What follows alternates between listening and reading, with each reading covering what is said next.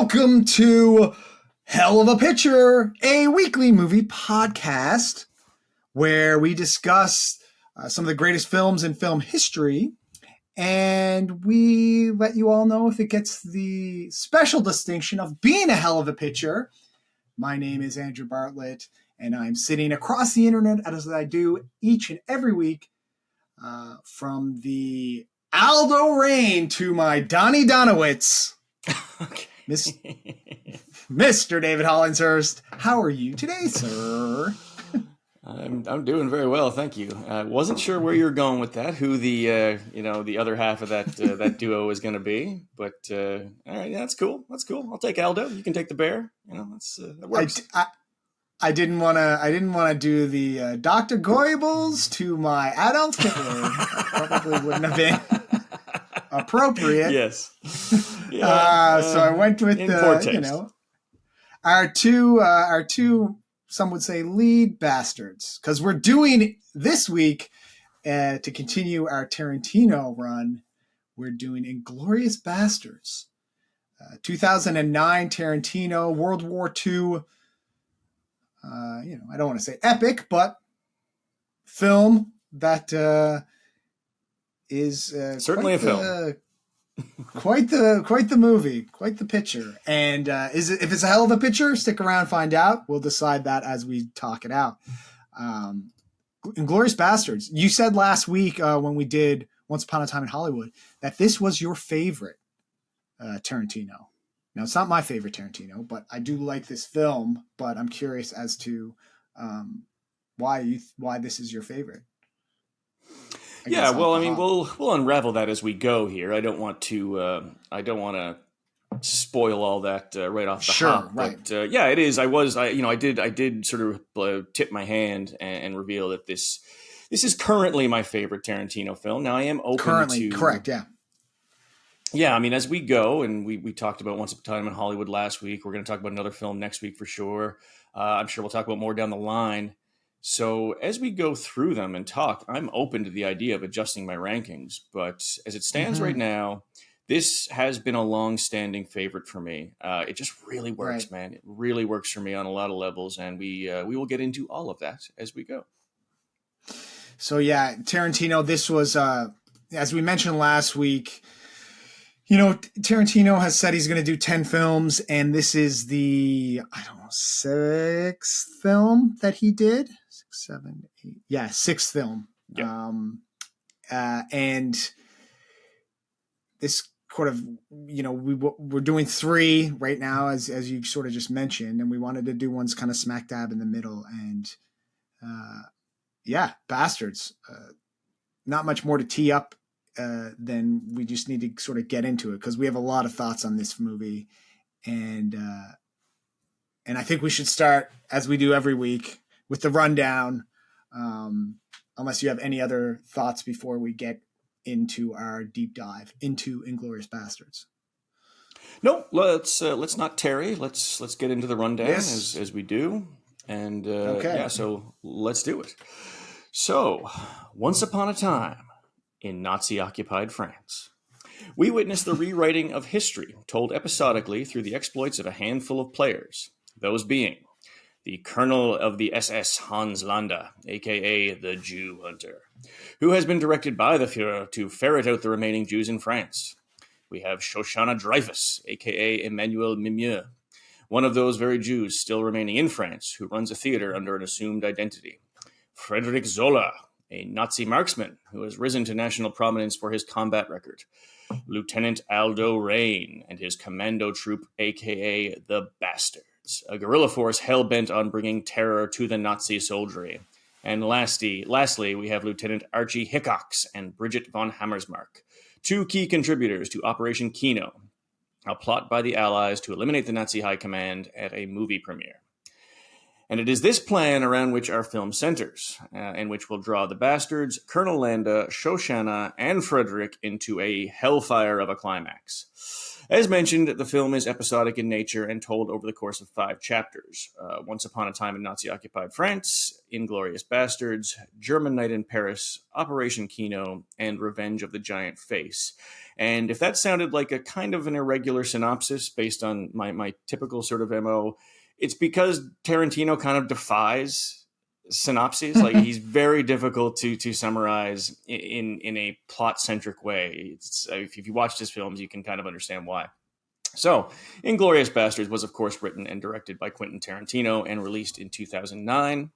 It stars Brad Pitt as Lieutenant Aldo Raine, Christoph Waltz as Colonel Hans Landa, Melanie Laurent as Shoshana Dreyfus, Michael Fassbender as Lieutenant Archie Hickox, Diane Kruger as Bridget von Hammersmark, Daniel Bruhl as Frederick Zola, Eli Roth as Sergeant Donnie Donowitz, and the list goes on. We could continue with that for a while. There are a lot of featured players in this, and a lot of them very, very good.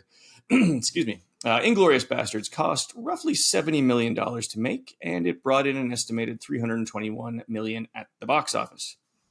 The film received a total of 8 Oscar noms, including Best Picture, Best Original Screenplay, Best Director, Best Cinematography, Best Supporting Actor, Film Editing, Sound Mixing, and Sound Editing.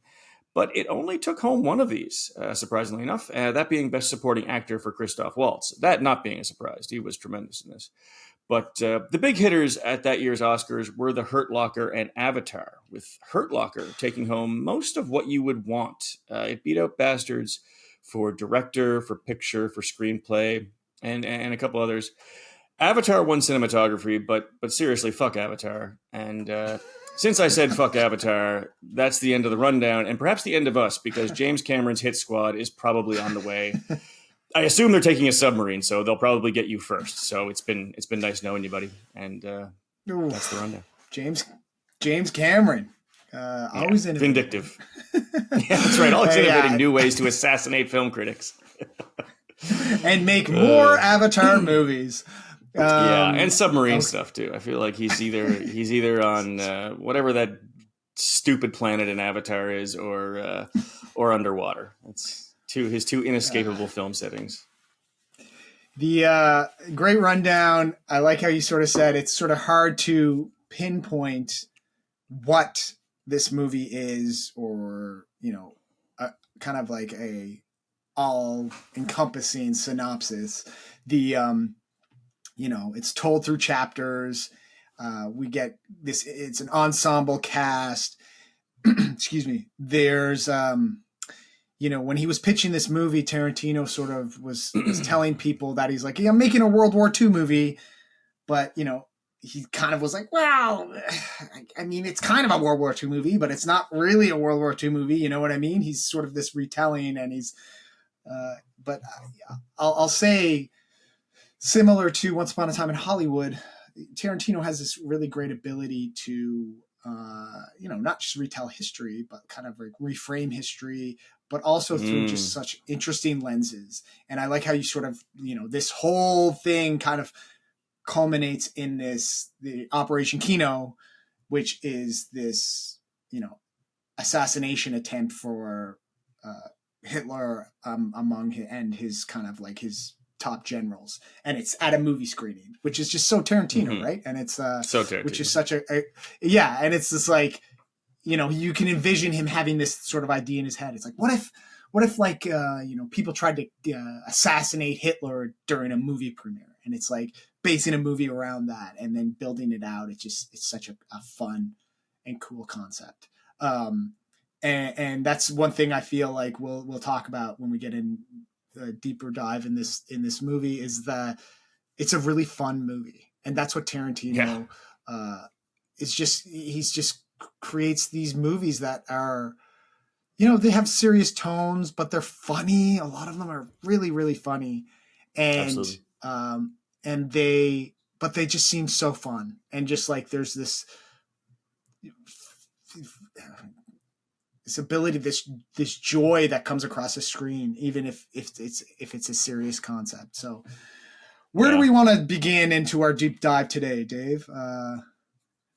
What do you think? Well, I just sort of touching briefly on what you brought up just now, which I think was really, really germane, is this idea that it's a World War II movie that's kind of not, at least going on the template, and in the same way that Once Upon a Time in Hollywood was kind of about the Manson murders, but kind of not. You know what I mean? And you said it quite right. It's a reframing of history. It rewrites it, but it doesn't just rewrite it. It also changes our perspective on it and how we choose to look at it. And that's really important. And I thought a lot about these films as a companion piece, and we'll touch on that later. But it's interesting. I had forgotten that this movie starts with the phrase "Once upon a time," as Once Upon a Time, and so I hadn't considered the fairy tale aspect of it, and we will get to that. But the first thing I want to talk about is something that took me very early on this watch through, and it stuck with me through the rest of the picture. And in the first vignette, Once Upon a Time in Nazi-occupied France, it's that incredibly tense opening scene. And Hans Landa is explaining why he is so effective at his job. And it's because he's capable of thinking like the Jew. And I just want to say, as a disclaimer, if we use sort of callous language in this episode, it's because we're quoting the movie. It's not because we are ourselves in any way anti-Semitic or anything like that. So please forgive us any of those uses. But yeah, he says he understands what people are capable of when they abandon dignity or their humanity. And he also likens them to the rat, a further dehumanization. And we get a lot of that in this movie. We see a lot of characters who have either lost or have been robbed of their humanity. And starting with the Jewish people, one of the things I find so frightening and fascinating about the persecution of Jews under the Nazis is that it began with policy. That was the first way that their humanity was eroded. And in the 30s, leading up to the outbreak of war, they were increasingly dehumanized, Jewish and other non-Aryan people. And what frightens me is that something like the Holocaust can happen in a democratic fashion, because that is largely how, like, the groundwork for this crime against humanity began with legislation. And that is the first sort of the first loss of humanity that we see in this film, but not the last. Yeah, I like when he, Zoller is the film actor for Nation's Pride. He's sort of pitching the Shoshana's cinema to Goebbels, and is like, no, you're like, you don't understand. Like, you don't want a big theater. You want a small theater. It's more intimate. You don't want like the two-faced French people to come in. It's like, you want this to be exclusive, whatever. And Goebbels is like, I see politics in your future. There's you're going to be a politician after the war. Like, I see it. And like, yeah, it's all about sort of like, like you said, like sort of the politics of it all. And it starts with policy, but like, getting back to the idea of the war in general, like when you see war films, I think automatically we go, especially of our age, in our 30s, 40s, it's sort of like Saving Private Ryan or Thin Red Line, or, if it's not so much a war action, then it's like Schindler's List, or it's it's Apocalypse Now. Now that's not a World War II movie, but like war in general, or Full Metal Jacket, whatever. These sort of like, you see these battles, you see this war, you see the violence of it. Whereas this sort of like, there's besides the film Nation's Pride, there's no like big battle scenes in this movie, right? There's no like, there's the climax of the movie, but then, and you sort of see these, that's not to say it's not violent, but because there's obviously those, there's lots of violence in the film, but there's sure is like, there's like lots of like the aftermath of violence. And so it is talky, right? It's a Tarantino movie. It's very talky. The dialogue it's all talky. Yes. So you're going to hear about like, not so much like battle strategies or like whatever, like you would say in Saving Private Ryan, but it's more so, like you said, about the politics of it all and sort of how that's depicted. Yeah, absolutely. And that's just another reason why it kind of defies description, the plot, and why I chose to run down by listing the cast of characters, because it is character driven. This is really motorized by the people and their interactions. Just continue with the idea of humanity and people's humanity, the loss of humanity. You look at Donnie Donowitz, your chosen character for this movie, AKA the Bear Jew. And when we're first introduced to him, it's when Aldo is addressing the troops, and Aldo is describing what their role will be, the Bastards, and they are going to visit bloody horror on the Nazis. And Donnie has this lustful look in his eyes, like he is salivating over the idea of what they're about to do. And Aldo tells us that they have already fought their way through Italy. So these guys have been through war at this point. They have been through the Italian campaigns. They have witnessed atrocity. I'm sure they've seen their friends killed. They've been killed. And their humanity is being stripped away by war. And Donnie himself is becoming a monster. The Nazi soldiery actually, like, they believe him to be a golem. You hear Hitler talking about that. And he's this hulking figure that emerges from a cave to beat men to death with a club. Like, he is very reminiscent of like a troll in a fairy tale or something like that. Except in this case, he's one of the heroes. He's one of the good guys. And it sort of inverts the fairy tale in that way. And it raises the question, do we need monsters on our side when you're fighting something like Nazism?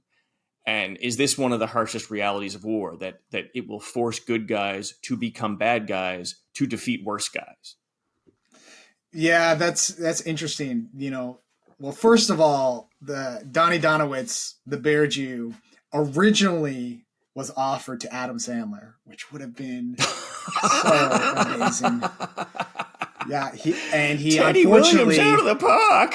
yeah, Teddy fucking ball game. Yeah, right. oh, Teddy ball game.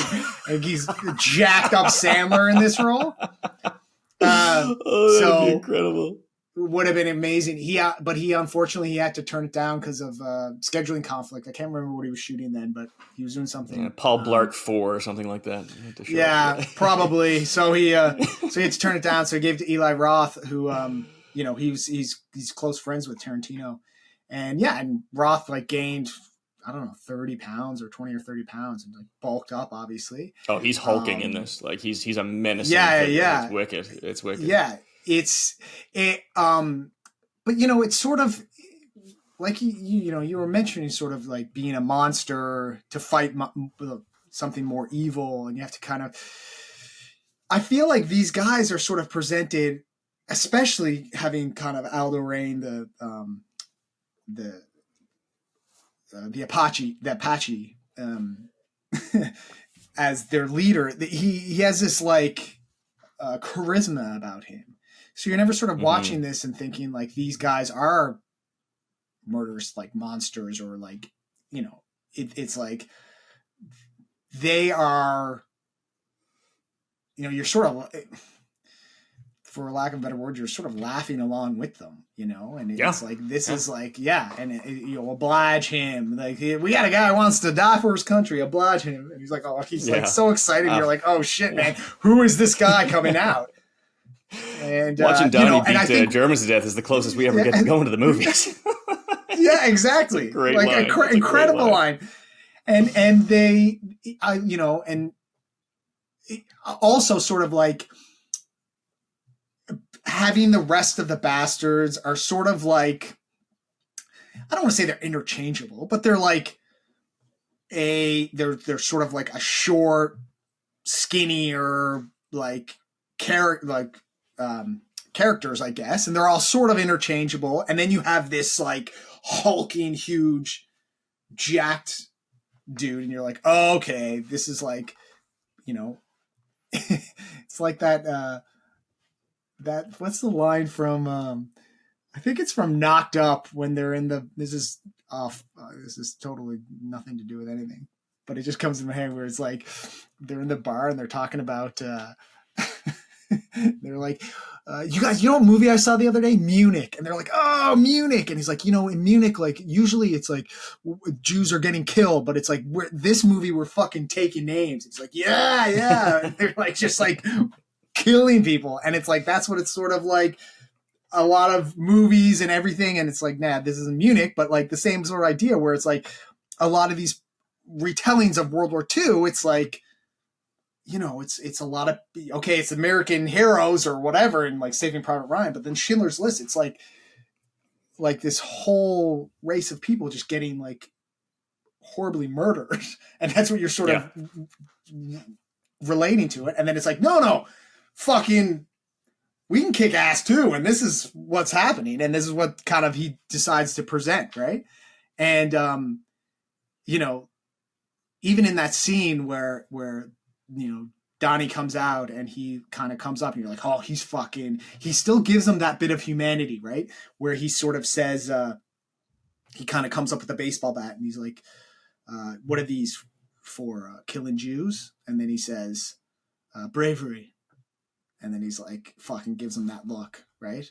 And then he's like, I can't remember the exact word he says, but it's like, you can see it in his eyes where he's like you are scum to the Nazi general. And then it's just, and it's like he has that little bit of humanity for Donnie, and then it's like lines him up, and then it's that far shot, and it just beats the fuck out of him, and it's like wailing on him, and you can see that, and then you're like, holy shit. But then it's like that Tarantino cartoonish, as we mentioned last week with Once Upon a Time in Hollywood, it's like it's cartoonish violence, right? So it's like, if you're sort of, it is violent, but like if you're also sort of like looking at it from that point of view, it could be okay, it's a bit over the top. Yeah, well, that is one of his calling cards for sure. A hallmark of a lot of Tarantino stuff. We talked about it last week, and I think we both agreed, and I think the same with this film, that it is purposeful, and there's intention there, and there is meaning beyond just, oh, look at this. Like, isn't this cool that some of this guy's getting beaten to death? Like, no. I think there's a little more thought behind it than that, but. Just a quick sort of tidying up on the idea of humanity lost, and you mentioned Frederick Zoller and the Star of Nations Pride and this national celebrity now because he killed a whole lot of people. This is a guy who's been forced to do horrific things that he appears not to be proud of. He affects this great air of civility. He's cultured, he's erudite, he's polite, speaks multiple languages. And yet we see a very different anima, all like when he finally attacks Shoshana when they're in the projection. Oh, room. Yeah. And it's interesting because after she kills him, there's this moment she looks at the screen and she sees him on screen, and it's a really cool shot. Like it's angled and it's very far away. It's through the sort of this portal, in the projection room, and she feels briefly remorseful because I think she realizes that this guy has been made into a monster by war and by the people who have brought us to war. And in that moment of compassion, she bends down to him and he shoots her. Yeah. And so there's this moment where she feels something for this guy, this Nazi. She has this moment of compassion, and that's what gets her killed ultimately. And so I think the takeaway is when you're fighting Nazis, you no mercy. You cannot have a moment's compassion. Yeah, no, you have to go for it. But that's also the sort of how he's presented is just so interesting, right? Because there's this narrative, and it even says it in the film at some point where it's like, it's like, I can't remember if it's Hitler that says it in the film where he's talking about, or Goebbels, or it's like where they're talking about like Jews being like sneaky and like or whatever, or like hiding or being somebody they're not, or however it's sort of presented. I mean, that's sort of a trope that was used in Nazi Germany, regardless of the film. But like, it's interesting that Zoller is presented this way, because he's sort of this like you said, on it, like, oh, like I don't want all the praise. He's like very like, oh, I'm down to earth. He's very sweet and whatever on the surface, but then like when it comes down to it, he is like he's really the monster, because he's like he is presenting as somebody that he's not. So that's such an interesting character point in this film. Every character in the film is presenting to be somebody they're not, or presenting to be like all the main characters, that is, except for Aldo. And Aldo is, and like, and offshoot of that, the Bastards, like everybody is, even like Shoshana is pretending to be somebody she's not after kind of her family gets murdered. Zoller is pretending to be this civil, polite person when he's actually like a killing machine. You have you have the Michael Fassbender character, Archie, like, and the actress. They're both like kind of pretending, and especially in that scene, that long like tavern scene, they're pretending to be the German officers. There's this sort of like pretending to be somebody you're not, right? Which is such a interesting thing. And that was sort of the last. I watched this interview with Tarantino, and he sort of talked about World War II as being the last sort of war that was like, for lack of a better word, like a white person versus white person, or white people versus white people. This is how Tarantino sort of describes it. So he's like, so it's sort of the first, it's sort of like the last time when it comes to like a wars that like there's such an emphasis on like, I want to say spies, or like you could pretend to be somebody you're not, right? You could put on this jacket, you could put on this costume, you could put on a Nazi suit, and you could get away with pretending to be a Nazi, right? Because everybody sort of like looked the same in a sense. Right. Wouldn't fly in Vietnam. You can't throw on a Vietcong, uniform. Yeah. Exactly. And then, so Brad Pitt couldn't pull that look off.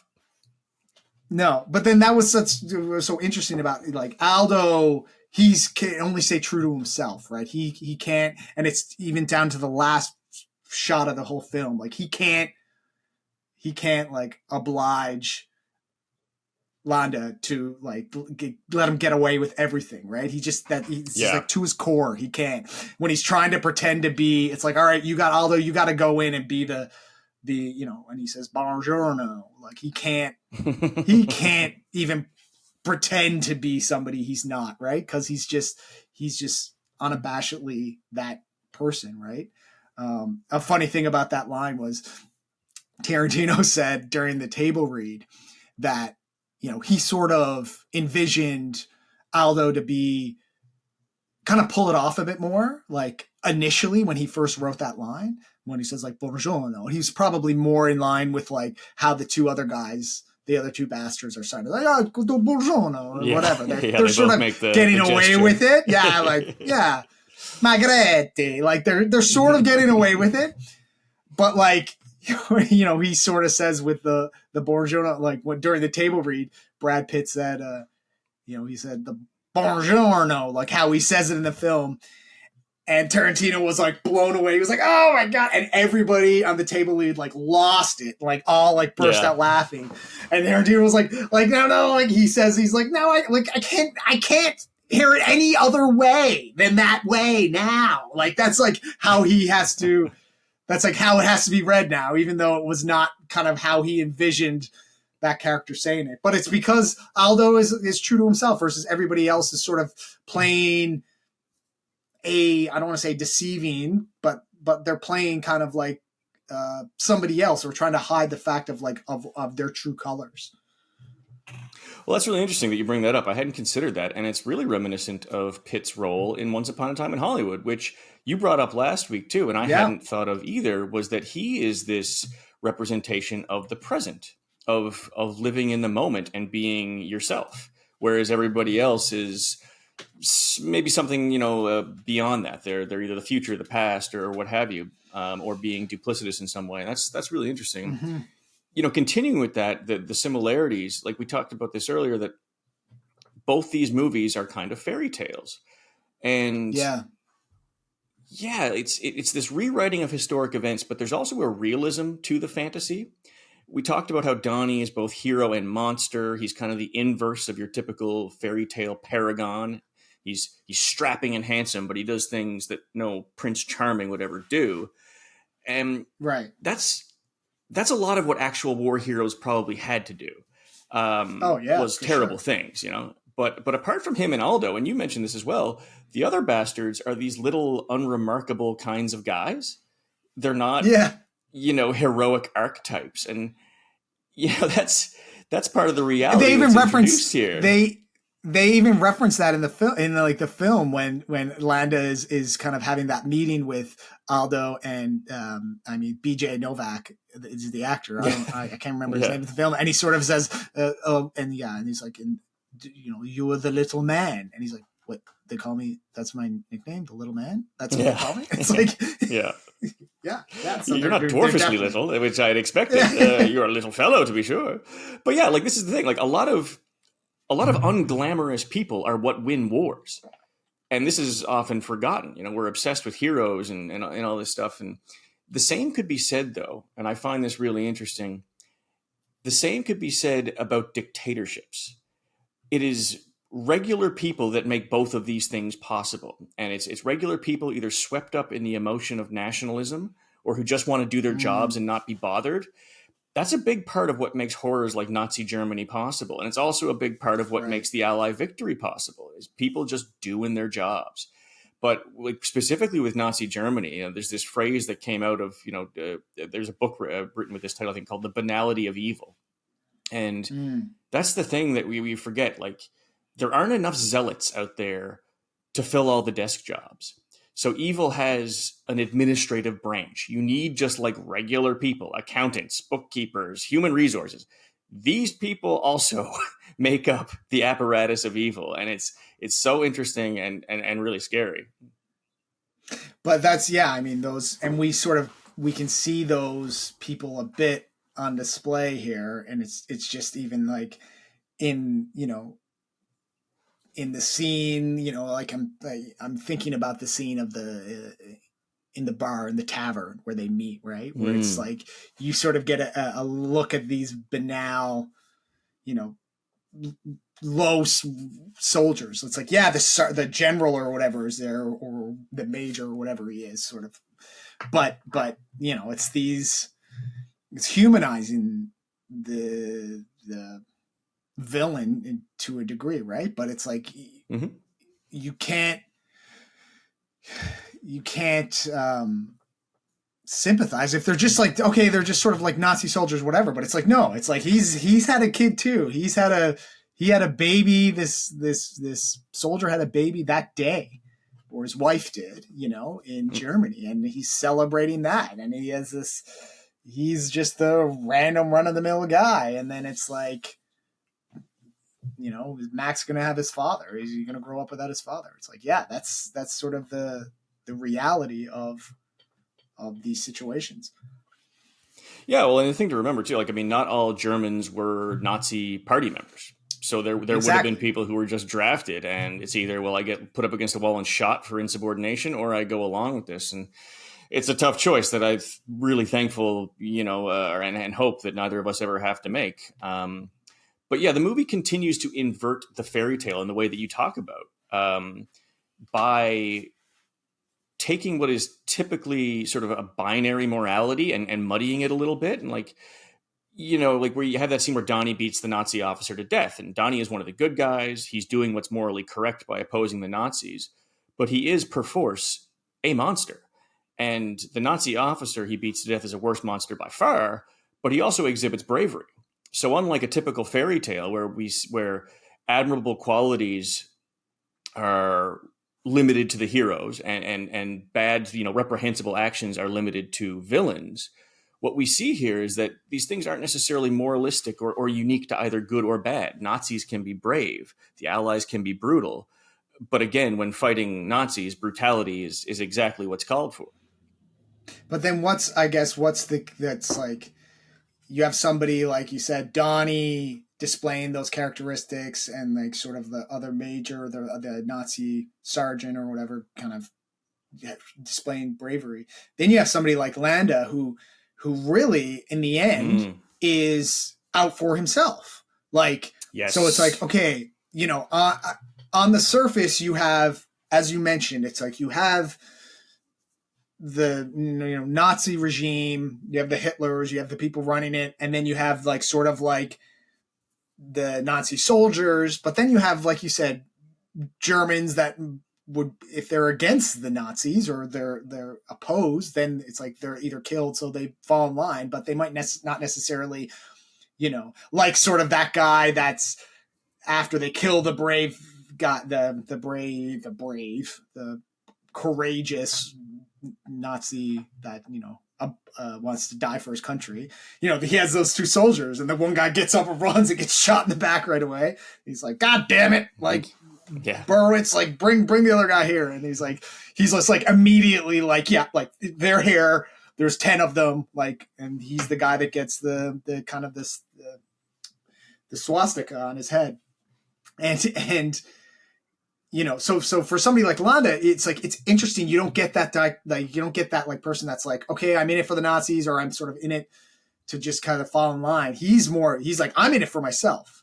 And it's like, and at the very end, when he's kind of like spouting off all these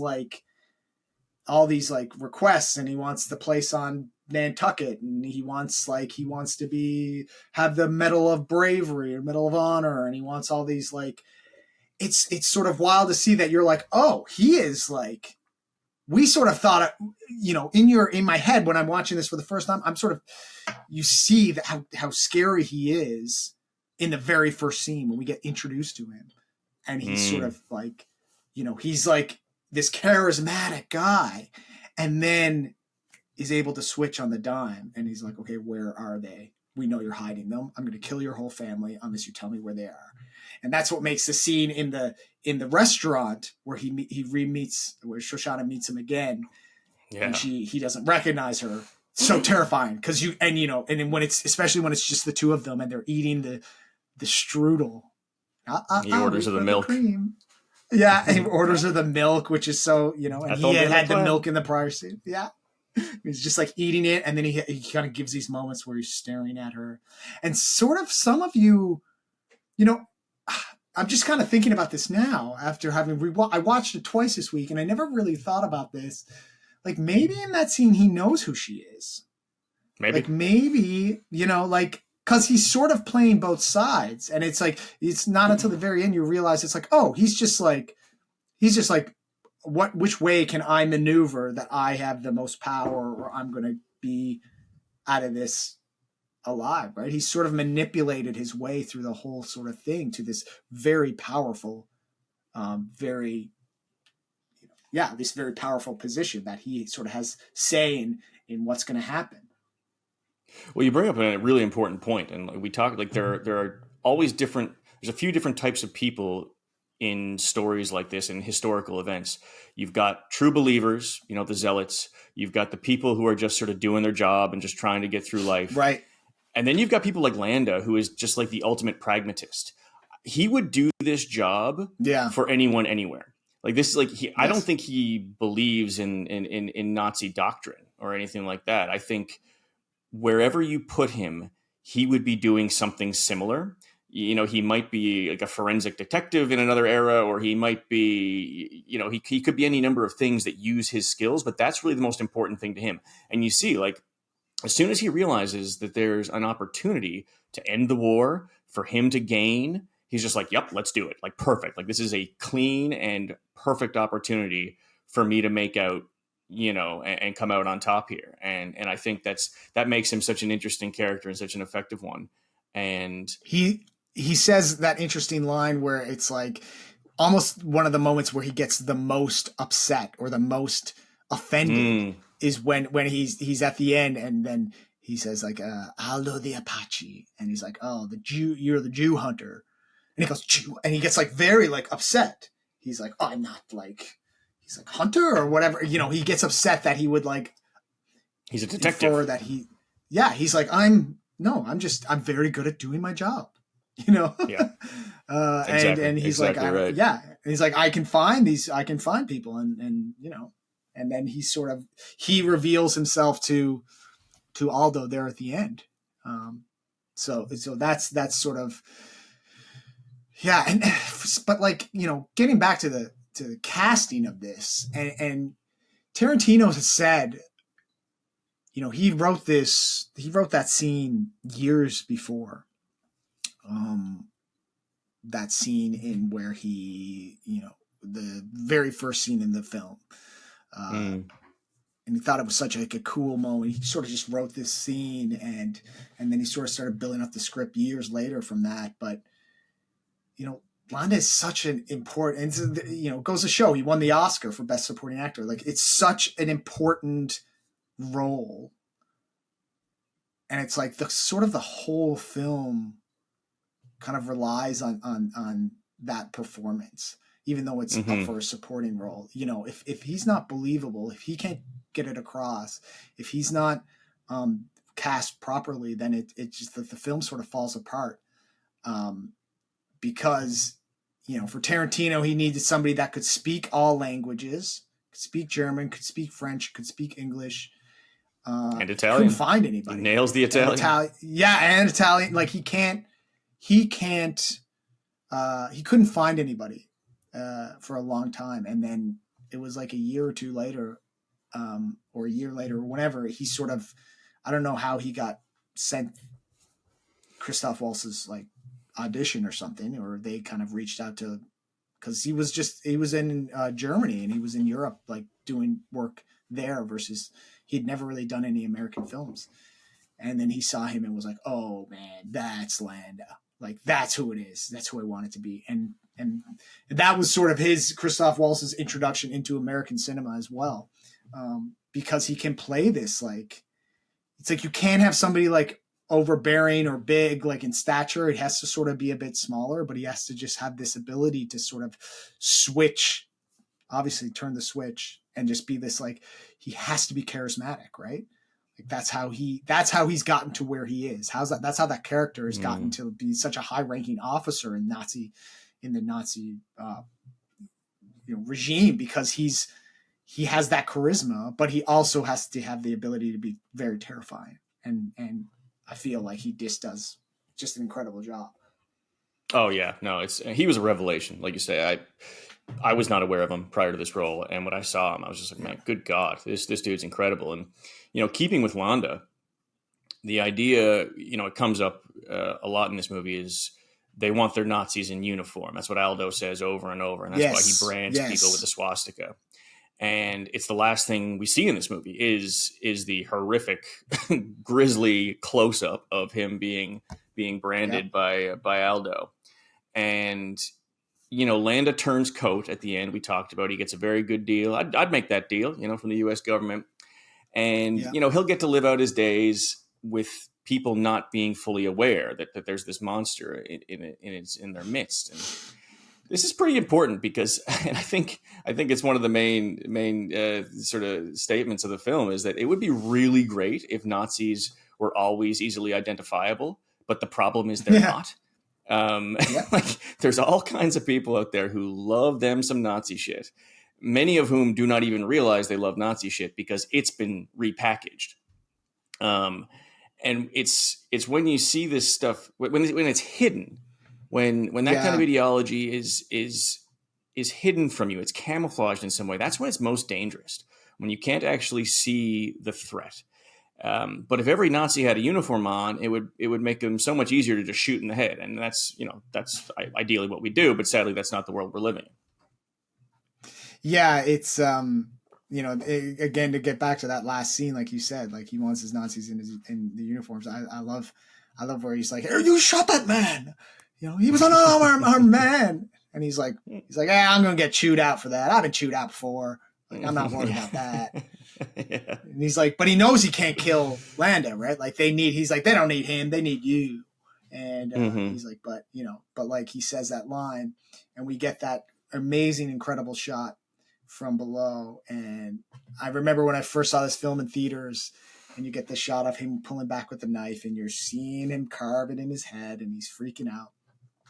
Sort of turns out, and he says the last line of the whole film. He's like, yeah, I think this might be my masterpiece. And it's like, it's amazing because it's Tarantino. It's such a Tarantino line because it's him saying, this might be my masterpiece. It's Tarantino saying this movie might be my masterpiece, right?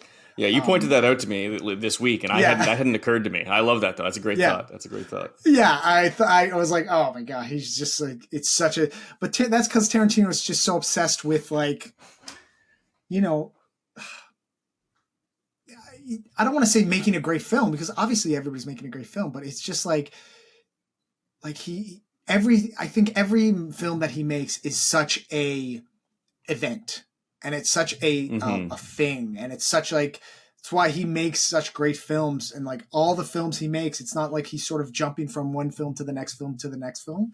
Like it's very, very particular when he makes films. He takes his time, but he makes masterpieces, and he makes films that are impactful and that last the test of time. And that's why we're still talking about this movie 15 years later. And we're still talking about Reservoir Dogs, 30 years later. It's like, it's because he's making movies that are masterpieces. And it's like, he might, I think but every time it's like in the moment, he's sort of thinking, yeah, this might be my masterpiece. This might be the best film I ever made. And then he goes and makes, Hateful Eight, which, maybe not might be as well received as this, but I feel like in the moment he might have thought that was his Western masterpiece. But then Once Upon a Time in Hollywood really nails it home with like, this might really be his masterpiece sort of thing. So I think Tarantino has a tendency to really live in the moment and really like make films in the now and be present in the now. He talked a lot about in this film, there's an idea of like when you're shooting a movie and like, if you have a couple days for a setup and you're going to do this shot here, and you might meander and you might not get it that day. And maybe you wrap that night and you come back the next morning and you shoot. And then you get to lunch, and then you might shoot something in the afternoon. And there's this laissez-faire way of shooting a film, which can happen a lot for like big budget stuff. But something like this, he shot this in 6 weeks, and he was like, wow. Everything has to be now, and you have to make decisions now. Like, and you have to, if you decide in the moment, if you trust your instinct and go with what you want. Like, so if you have 3 days to shoot a big scene, it's like you got to go from this spot to this spot, and you have to make choices quickly, and you have to have good instincts to do that, and good resources and a good history of knowledge to just kind of pull from, so that you're not just like, okay, I'm going to like, let's do this again, or let's just try to like whatever meandering. It's like, no, we got to go. We got to make choices, because this movie, and you can tell by how this movie is shot and edited, it's like, yeah, there's long scenes, but it's very like, go, go, go. It's lots of things are happening. There's long dragged out scenes, but it's like lots of things kind of are happening and going and like, and building. And it's, it's not, I'm going to hold on these things for a long time. It's like, I'm going to go to the next part and the next part. And so many other things are happening, sort of all at once. Yeah, well, I mean, let's keep talking about that, because we talked about Tarantino's style last week and trying to sort of identify what makes him him. And one of the things that he comes back to, and that we see obviously here, is this chapter structure. And he does it in other films too. I know it's in Kill Bill a little bit. It might be in another film too, but I wonder what the broader opinion among filmmakers is on using this method, because I love it. And I think what you're talking about just now is that it removes a lot of the uninteresting connective bits of the story. Whereas here, we just go from point to point. And it's like, okay, now we're here. How did we get there? Doesn't matter. We're here. And so we're going to have a really interesting 20 minutes in this spot. And then the next scene is going to be elsewhere. And it's going to be down the road. And how do we get there? That doesn't matter either. And each chapter is a very contained scene or series of scenes. And there's very little movement within them. The movement takes place between them, which you don't have to see, which gives you more opportunity to have these really close scenes with great character actors who are having wicked dialogue exchanges. And that's what drives this. It's not these running battle scenes. It's not big set pieces. It's nothing like that. No, it's these little bottled episodes. And it's kind of like a play. You could almost see like a stage adaptation of this working really effectively. Well, you're absolutely right with the idea of it being chapters, because his Tarantino, unlike a lot of filmmakers, is just such a good. It's like making a film that feels like a book, and we talked about this like being in chapters, and we talked a little bit about it with the Philip K. Dick stuff and Blade Runner, and even Dune, like. There's moments and there's things that like you have to get across in like sort of one shot, and you could take a chapter to describe in an actual book, right? Whereas Tarantino, these chapters actually play out like chapters of books, and then you're sort of missing. Okay, here's chapter 1. Landa goes to Shoshana's family's, where Shoshana's hiding at this farmhouse, and that plays out kind of slowly, but it's like it's still intense, and these things are happening or whatever, and then you have that chunk, and that's chapter 1, and then it's like chapter 2 is the Bastards, and it's like, and then when we go back to Shoshana, and it's Zeller coming up to her theater and being like, oh, like what movie are you playing? And she's like, oh, I'm doing like a and then they have their sort of exchange, and it's like you get to 4 years later. It's like, there's a reason he decided to show none of what happened in that 4 years, right? He doesn't need to, because like you said, it's like, if you're going to show one part of that, you're going to want to show it all. That's a whole nother movie. That's like, like you said, the climax of the movie is getting to the premiere of the Nation's Pride, the German propaganda film. Like that's where the climax of the movie happens. So it's like, what do I need to get to those moments? I need the Bastards kind of 3 or 4 chapters. Now there's 5 chapters in the movie, but like they're kind of 3 or 4 scenes or moments or big kind of like who they are. We get that in the first scene where they beat the fuck out of the Nazis. You got the tavern scene and you got them prepping and then getting there. Shoshana, you need why she hates Landa or why she has such disdain for Nazis, and you get that inciting incident, and then you get her owning the theater, and then you get her planning it and pulling off the kind of the climax of the film. If you show one scene in between, the kind of like her and like it's like how did she get the theater? It's like that doesn't matter. She's there, and we know that she hates. Yeah, not important. You don't need. Yeah, it's not important. It's another movie. Then the movie is like, how does this French woman get a theater during that, and that's a whole nother movie. And so it's like he's so good at taking these like little chunks, these chapters, like physically these chapters that he kind of says it in the film, and bunching them together to make this kind of like really interesting story that we can fill in as the audience. We'd be like, oh, maybe her aunt did have a theater, and maybe her aunt got like, or maybe it was owned by somebody else and maybe she took it over, or maybe she was like stole it, or maybe like, you know what I mean? Or like, however she gets the theater, she has the theater. Yeah, or it was part of some, French, the partisans, like, the underground resistance. They set her up with that because she was, like you said, you can fill it in, and he'll address it with like a couple lines of dialogue. Her cover story, at least. It's like, that her story on paper is that she inherited it from her aunt and uncle who passed away. And so that's more than sufficient. You don't need another scene. You don't need any more time spent on that. You want to focus on the meat of this film. And that's what we get. Like, this film just totally trims away the fat, even though in those great scenes, it does take time to breathe. Like there's always lingering moments. And we talked about this with Villeneuve, but Tarantino always takes the time for a slow kind of ponderous movement. Like when the Gestapo major takes the needle off the phonograph. You don't need to have that, but there's just this slow sort of entry where he comes in and just sort of lifts the needle. And then there's a lot of time where he takes the time, which is really appreciated. And something we talked about earlier with relation to his style is, you brought it up, was the animated scenes of violence that he has. And the climax of this film is absolute mania, just absolute mania. The theater is set ablaze. Donowitz and Ulmer are spraying the crowd with machine gun fire. They obliterate Hitler and Goebbels. We see their faces torn apart like dough. It's incredible. And then the bombs go off. So it's a wild few minutes, and it's similar to what we see in Once Upon a Time in Hollywood, or to put it more correctly, chronologically, Once Upon a Time in Hollywood is similar to what we see here. Which made me think, are these companion pieces in some way? Is this his fairy tale pair? And is there another you might put with them, or do you not couple them at all?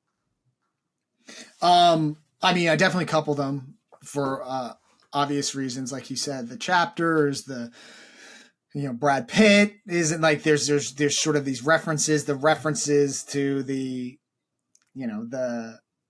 film, I was 34, the Cliffs, whatever the film in Once Upon a Time in Hollywood, where he uses the flamethrower, right? It's a Nazi. Yeah, the 14 Fists of McCluskey. Yeah, the 14. That's right. That's a good picture. It's a good picture. Yeah. So that one is, that's a reference, sort of has Inglourious Basterds references to it. There's lots of, I do pair them together in that way. But very much obviously on the surface is that retelling of history, right? And the reframing of history. And it's I think a lot of people get attached when they're watching films. Okay, I'm going to watch this book. This is I'm going to watch, again, I keep bringing up Saving Private Ryan just because that's sort of my go-to World War movie picture. But you watch it and you're sort of like, oh yeah, this is what happened. This is what the storming of Normandy was. And this is what that's not how it happened. Obviously it's just if this is a fictional story retelling of this series of events. It's who's to say Tarantino can just, okay, so we know Hitler Hitler died in a bunker. It's maybe he didn't die in a bunker. Maybe we just killed him in a fucking film screening. It's who's to say that's wrong? It's this is not a movie that is claiming to be historical fact, right? Sure. Because it's a subjective medium, right? It's how he's perceiving it. It's the same with how the Manson murders are perceived, right? It's what if they never happened, or what if the inciting incident was different, or what if people were successful in assassinating Hitler? Could be cool. Let's tell that story. And it's let's not get bogged down by the fact that that's not actually how he died, or this event didn't actually happen. It's this is a cool way of reframing history and looking at it from a different perspective, and thus making it a fairy tale. Yeah, well, like you said too, it's like what you referenced with Knocked Up when they're talking about Munich, and it's just oh yeah, for once, the Jewish guys are kicking ass, and it's kind of fun to just think about, what if a bunch of Jewish guys, friggin' blew away Hitler? Wouldn't that be a way deadlier, form of history? Yeah. In the same way that with Once Upon a Time in Hollywood, wouldn't it be awesome if instead of Charles Manson and his, followers killing Sharon Tate and a whole bunch of other people, wouldn't it be way better if some old TV guy just lit into him with a flamethrower? That would be so much cooler. And you can imagine the creative process of Tarantino, and he's just sitting around thinking, man, that'd be way cooler. Let's make a movie about that. It's so awesome to think about. And you've talked about the performances a lot so far in this, and there's always great performances in Tarantino work. And you mentioned he casts well, and I think there must be a part of the directorial process that really brings good out of people.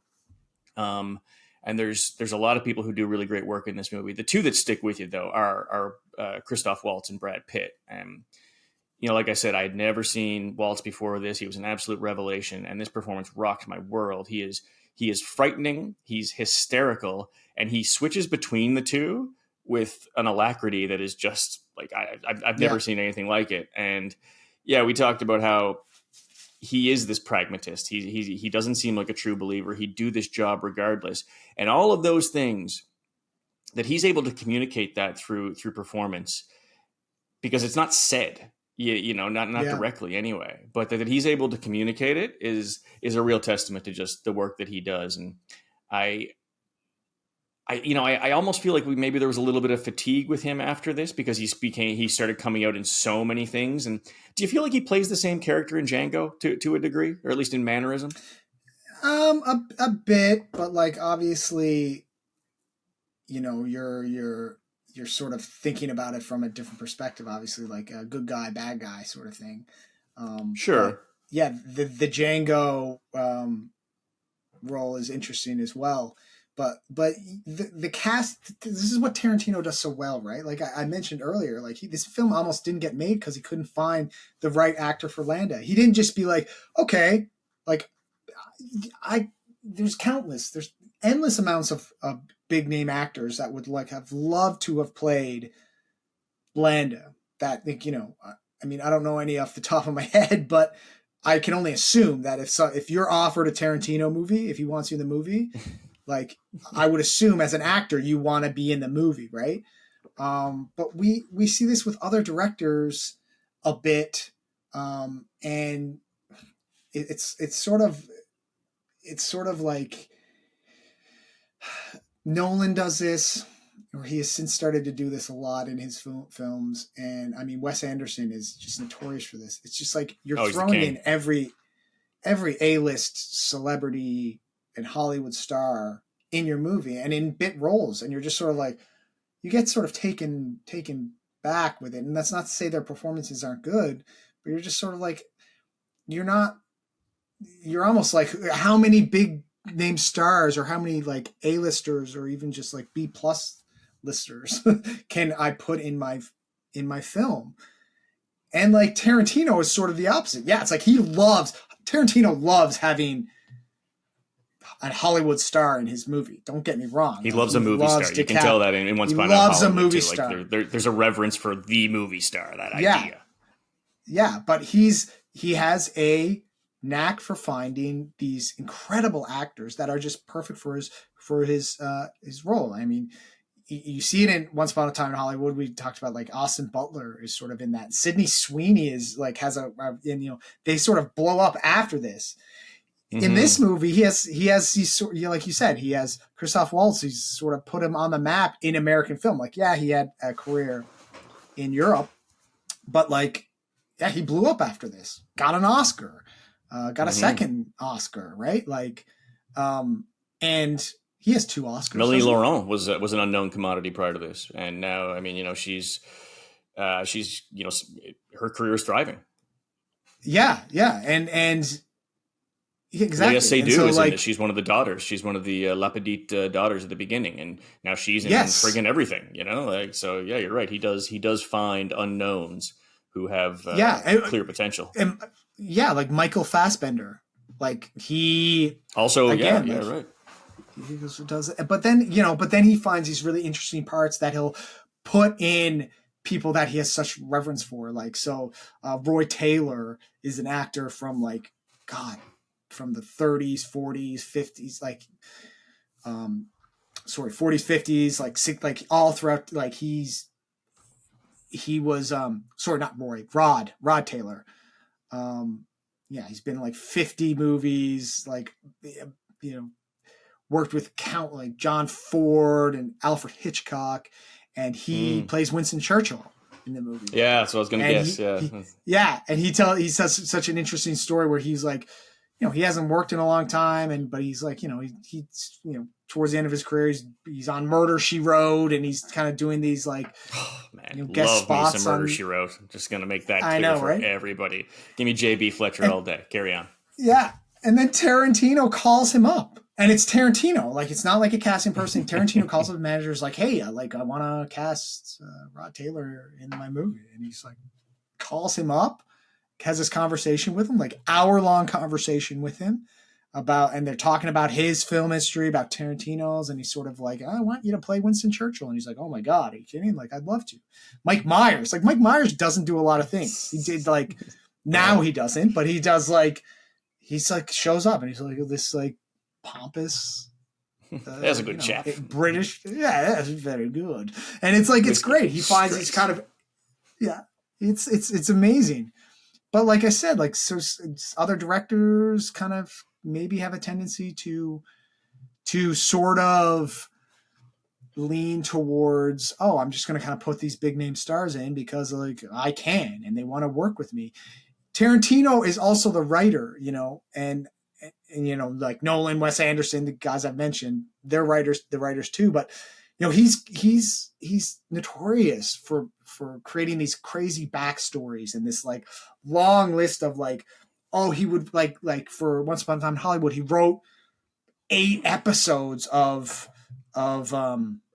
Bounty Law, and he shot a bunch of it. He's just like, and he just has all these backstories and all this history for all the characters, and he's just, he might never use it, but it's like he knows, like he says, like that, Aldo has the scar across his neck. Tarantino knows why he has it. Brad Pitt knows why he has it, but he's like, but you don't know, and like you don't have to know, but it's like we know, and that's all that's important. It's all it's all on the page, and that's the sign. The character is all there, and unless you have the casting right, the character sort of stays on the page. If that's if you understand what I'm saying, right? Like I do, yeah, absolutely. Yeah, like he's sort of like, okay, that's like, unless you have the right casting to bring out that that strong character and kind of make it unique and then you're adding to it. It's like the Brad Pitt role in this, it's all there on the page, like his sort of like how he says, but like I was saying earlier, like him saying "Buongiorno" is like sort of, Brad Pitt bringing his own.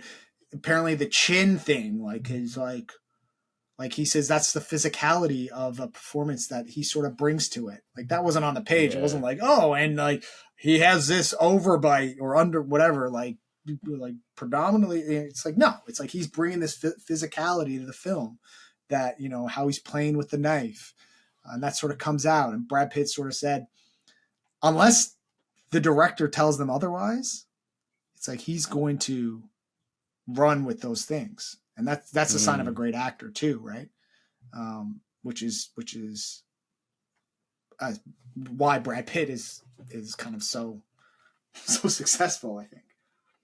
Yeah, I said last week that this was my favorite Pitt role, and weirdly, it seems like I'm kind of on an island with that opinion. Is like, broadly speaking, he is not really celebrated in this the way I think he deserves to be. His physical commitment to the role, you just talked about it. The jaw, the facial expressions. Just there's no let up. He's always fully in this dude and committed to it. And I just find his delivery to be so wicked. You talked about it when he's like, got a German that wants to die for country. Oblige him. And like the way he delivers some of these lines are absolutely impeccable.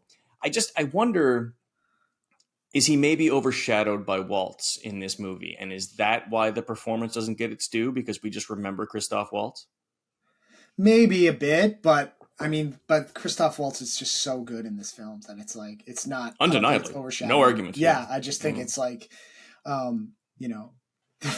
there's another funny story with Brad Pitt and Tarantino with this movie. Like, apparently, I don't know how true this is, Tarantino wanted to play Aldo Rain. Like, that was who he wrote it for himself, which I find that hilarious because Tarantino is like notoriously not a great actor.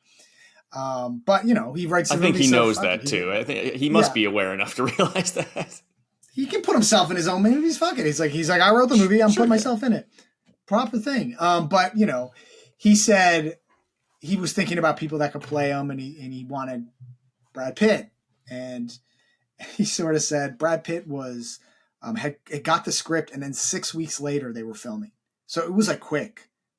So it's like, I don't know if he had anybody else lined up for it, but apparently he talked to the agent And he Tarantino said that, Brad Pitt and Uma Thurman have the same agent, so he's like, he's buddy with him, and sort of said, because obviously he's worked with Uma Thurman so much in Kill Bills and Pulp Fiction and everything, so he has a relationship with the agent, and sort of said to them, I want Brad, and the agent was like, no, you're not seeing Brad. He's like, he's busy, he can't do it.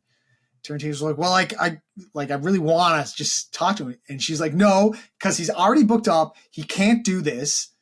And I know if you get in the room with him and you talk to him, you guys are going to love each other, and you're going to it's going to fuck everything up. And that's what agents are for, right? They got to keep shit in line, right? But so Tarantino was sort of like, okay. And then I guess some time went by where they weren't in production, and they kind of delayed it a bit. And then he went back to them. And this is why it was so close to them filming. He went back to them and was like, well, he's wrapping up this movie. He's like, you can meet with him now. And they went and met,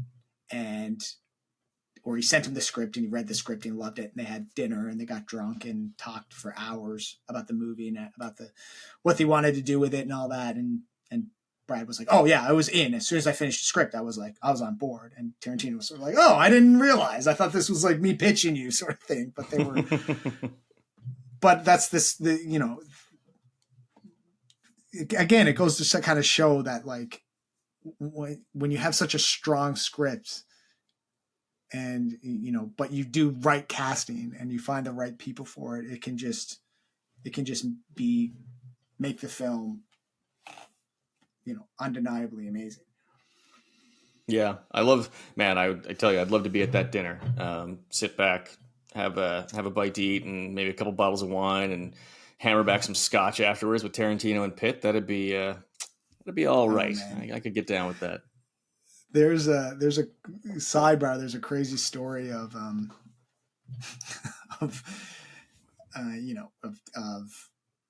Paul Thomas Anderson and Tarantino. Paul Thomas Anderson, one of my favorite directors, and Tarantino.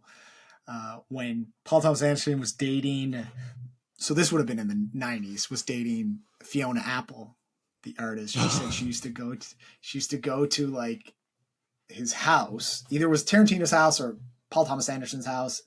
And they're both like, Tarantino and PTA are just like two of the biggest film nerd directors. Like, you got to be a film nerd to be a director to some degree, but these guys are like, have this wealth of knowledge. And they said they just used to go and get like absolutely destroyed on everything and just talk about movies. And they would just talk back and forth about movies for like hours. And this Fiona Apple said this, and she'd be just like sitting there like, okay, like, great. Like, just like having to take, like, not really caring. And it's just like two dudes being fucking film nerds to each other and being like, like, and just getting hammered and whatever, doing all sorts of stuff. And then Fiona Apple was just like, oh, great. Like, just sort of like tagging along, but being like, I gotta go hang out with Quentin Tarantino and fucking Paul Thomas Anderson and listen to their bullshit movie stories over and over and over again. All right. So with all that being said, we got to get into to decide if Tarantino can go 2 for 2 on his hell of a picture. So I feel like like you said, you might have tipped your hat a bit on this, but I'm curious. For you, is Inglourious Basterds a hell of a picture? I think every moment of this movie is something to look forward to. I hadn't watched this in a while, and when I'm watching it this week, when each chapter comes along, I think, oh, wicked. It's this scene, it's that line. Yeah. There's something to look forward to, and there's no let up, there's no let down. I remember the first time I watched this, and that opening was powerful. One of the best tone-setting beginnings to a movie ever. The only thing that I can think of that really comes close to it is the beginning to Sicario. The feeling I had anyway at the beginning of Sicario, and the way that set tone. And this did something similar, and just powerful, man. And I'm open to adjusting my rankings, as I said, because it's been a while since I've seen some of the films. But right now, and it has been for a while, this is 1 of 9 for me. So obviously, hell of a picture. Yeah. So clearly a hell of a picture. So back to you. is it a hell of a picture? And also, where would you put it in the 9 if you can put it anywhere? Okay, so yeah, I love like what you said, that there's no let up, and that opening chapter. It's just like the opening chapter is slow comparatively to the rest of the movie, I feel, but it's just such a great moment. You know something's going to happen. You know something's building, and I love how every sort of moment kind of foreshadows the rest of the film. You know, without him pulling up the gun and saying like au revoir, Shoshari, like whatever he sort of says, Shoshana or whatever, and he's sort of pointing the gun. And it's like, if you pulled the trigger, then we wouldn't have the whole story, right? It's like he like, that's an inciting incident that sort of foretells the rest of the story, or like, I guess the whole chapter. But also tells you something about him, that he enjoys the hunt. He would rather continue. Yeah, that's a great idea. That's great. I didn't even think of that. That's awesome. But like, yeah, it's so brilliant. I mean, obviously a hell of a picture for me, without a doubt. It's Tarantino. Of all of his movies, I think I go back and there's no set rankings. I feel like for every filmmaker, I really like going and being like, okay, so what's my favorite, Nolan movie? How am I going to rank them? Or I love ranking directors. For Tarantino, I feel like it changes all the time. And then when I saw Once Upon a Time in Hollywood, I was like, that's my favorite Tarantino. I saw it in theaters. And I saw it again. And I was like, I love it. And I'll rewatch pretty much all the Tarantinos like once a year, kind of in order. And then I rewatch like Reservoir Dogs. And I'm like, no,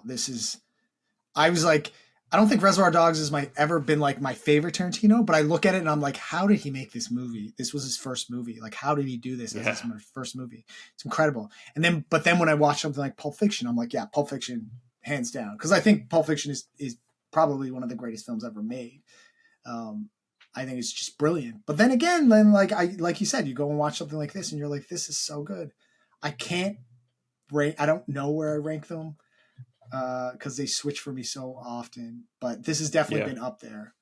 I think this, I will say, out of all, just sort of looking at my shelf, this is one of the funnest Tarantino movies. Yes. With this dynamic of action, of tension, of drama, but funny in Tarantino's way, and without a doubt, a hell of a picture, man. But we also said at the beginning we're going to do a third Tarantino, and this is a good one. They're all good ones, but I think the interesting and fun thing about this is the only Tarantino that you have not seen, correct? Correct. It gives me great shame to admit this. But in the interest of transparency and being forthright with our audience and each other, I have not seen the movie that we are going to do next week. And if you'll allow me, I will reveal to the audience. So next week we are going to be talking about Jackie Brown, based on the Elmore Leonard novel, an author who has been adapted a lot in film, more than you might think. And I have not seen this movie, so I'm really interested to come at it, to have a fresh set of eyes on this versus your own, which I guess have seen it at least once. I'm going to guess multiple times, perhaps. Oh, I've seen Jackie Brown, I would say at least 5 times, at least probably 10 times. Like I kind of, out of every filmmaker, I pretty much watch every Tarantino movie at least once a year, sort of thing. I just go back and watch them all. And Jackie Brown is one that I'm not going to tip my hat at this, but let's just say it's grown on me in my years. And this is sort of this was his third film and his first sort of adaptation, so to speak. He did Reservoir Dogs, and then he wrote a couple other ones. He wrote From Dusk Till Dawn. He wrote True Romance, but this was his third directorial, and he wrote the script, but he it was his first sort of adaptation. And man, this is a fun one to talk about, because there's a lot of, I want to say,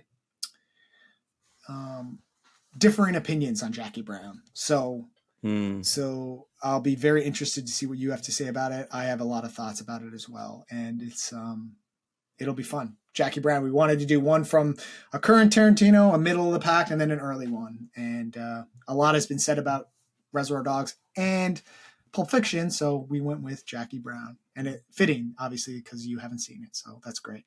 Yeah, I love it. I love it. I'm really glad we're doing it. Amazing. Okay, so that has been our second Tarantino. It's been Inglourious Basterds. Quick side note, he spells it weird, Inglourious Basterds. There's been a lot both be said about that.